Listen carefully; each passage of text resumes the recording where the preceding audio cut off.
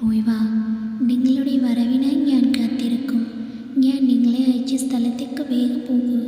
വഴികൾ നിങ്ങളുടെ കണ്ണുകളെ വഞ്ചിക്കും. ഗൂഢാലോചനകൾ നടക്കും. ഭയപ്പെടേണ്ട, മുന്നോട്ട് പോകൂ.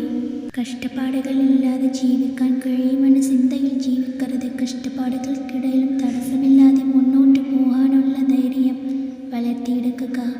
എനിക്ക് വിലാസമില്ല, അതിനാൽ നിങ്ങളുടെ സാഹചര്യം എനിക്കറിയാം. എനിക്ക് വേണ്ടി